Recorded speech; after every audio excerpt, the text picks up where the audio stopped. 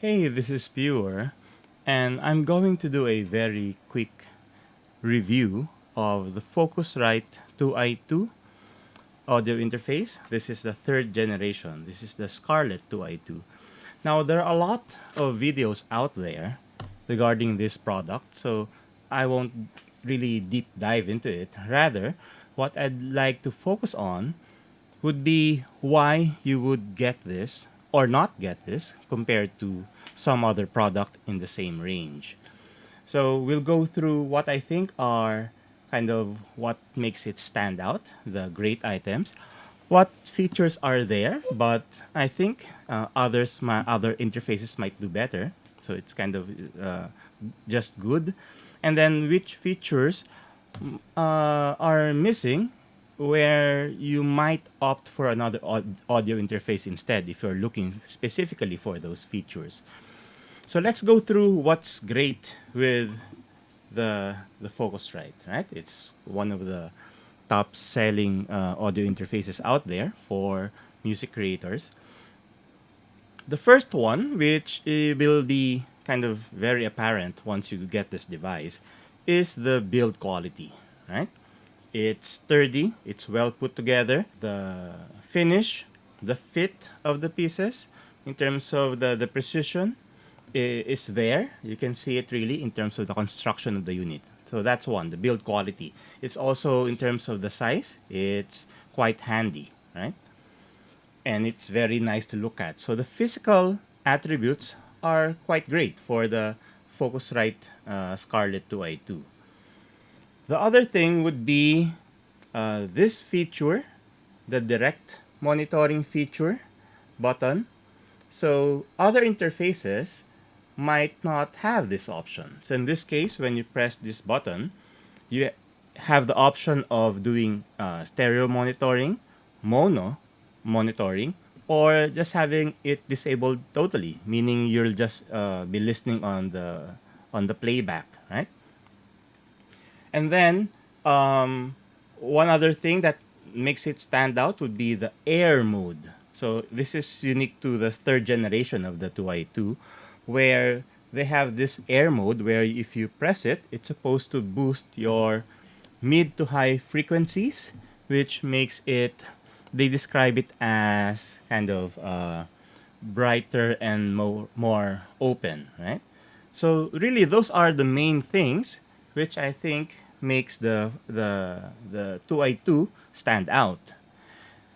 Now, what are the things which it does have, but I think can be improved, and and that's why you might be looking for something at higher level, right?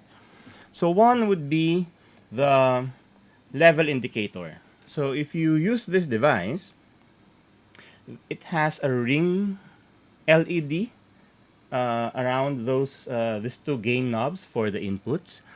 And when you plug in the microphone and talk into it, it will range from green to yellow to red if you're clipping.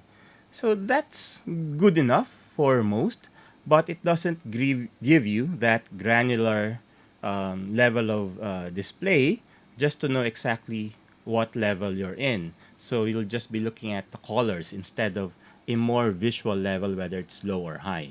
That's one. Another thing would be the headphone amp. So this audio interface is good enough to drive anything like, maybe 30 to 80 ohms. And those are really kind of the most headphones are in that range. But if you are looking to put in higher impedance headphones, then it will have a hard time driving that and the volume will be a bit low. Okay? So it's okay, but not great, right? Now, next we'll go into what are the things which it does not have, which you might be looking for. So first is at the back, you have only your outputs, right? So it's 2 in, 2i2, 2 in, 2 out. But some might want to have a MIDI in and out. So some interfaces do have that. Like for example, I've got my Studio 24C. It does have MIDI in and out. I also have my I have my Zoom U24 that also has MIDI, but this one does not have it. Now, I myself don't have a MIDI device yet, so it's not that relevant for me. But if you're looking for it, it does not have it. One more thing would be for the phantom power. You only have one button, 48 volt phantom power, and that activates it for both inputs. It does not have like granular, individual and independent phantom power buttons. So it's one. You enable it, you disable it, it affects both inputs. Okay. Then it also does not have any power button. Now that seems to be a trivial thing, but other interfaces do have it, and this one does not have it. When you plug it into your USB, it's on. When you disconnect it, that's your way of turning it off. You're not able to vary the amount of volume between the inputs and the playback. It's all or nothing.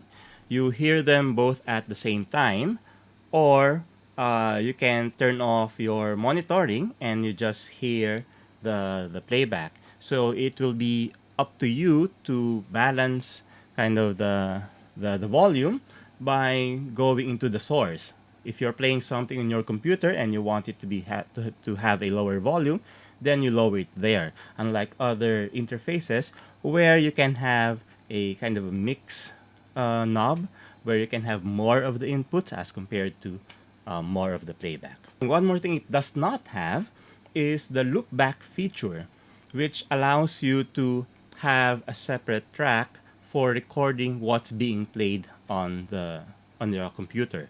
So it does not have loopback.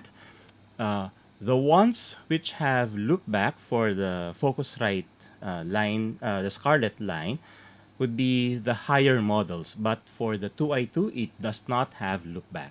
Okay?